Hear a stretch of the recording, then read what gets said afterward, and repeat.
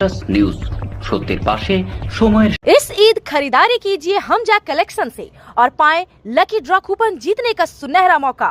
सिर्फ 1500 रुपए की शॉपिंग पर जीतिए स्कूटी, फ्रिज और कूलर जैसे शानदार इनाम। GT road hit post office के सामने आसनसोल।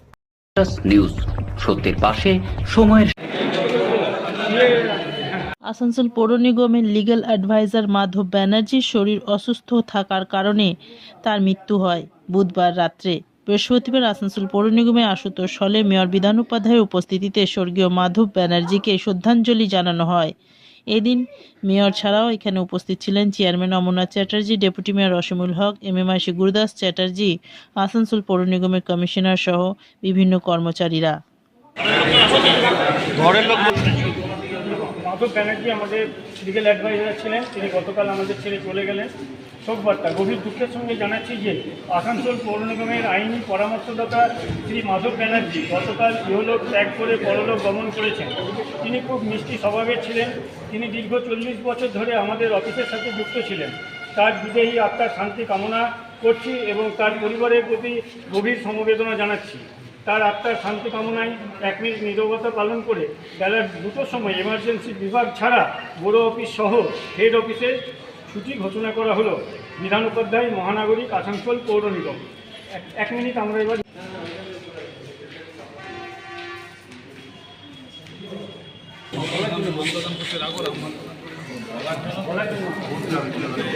উপাধ্যায় মহাশয়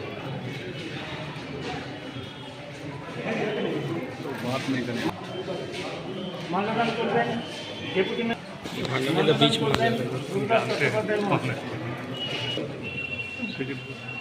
আমাদের মধ্যে আছেন সেক্রেটারি সাহেব, ওনাকে মাল্যদান করার জন্য ডক্টরবাবু মন্ডলবাবু আমাদের মধ্যে আছেন, ওনাকে অরিন্দম আছে ঘরের তরফ থেকে, অরিন্দম এসছে, ভাইপো কুমার মাঝি অফিস সুপারিনটেন্ডেন্ট অফিস ইনচার্জ মহাশয়া, উনি শ্রদ্ধা জ্ঞাপন করবেন।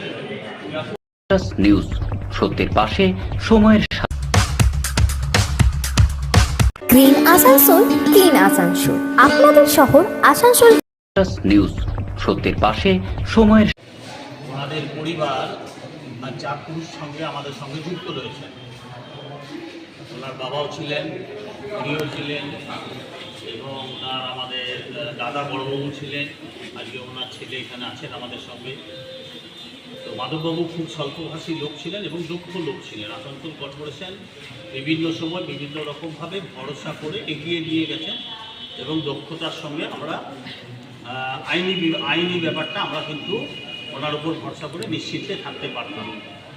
তো আজকে উনি আমাদের মধ্যে নেই এবং আসানসোল কোর্টেও উনি দক্ষতার সঙ্গে তার দক্ষতা দেখিয়ে গিয়েছেন এবং ওকালতি করে গিয়েছেন এবং সজ্জন একজন ভদ্র মানুষ হিসাবে আসানসোল শিল্পাঞ্চলে ওনার একটি আলাদা পরিচিতিও ছিল।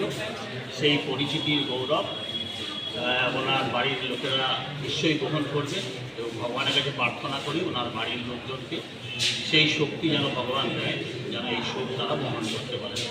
সকলে ভালো থাকুক, সকলে সুন্দর থাকুক, মাধববাবুর আত্মা যেখানেই থাকুক শান্তিতে থাকুক এবং ভালো থাকুক। নিউজ সত্যের পাশে সময়ের।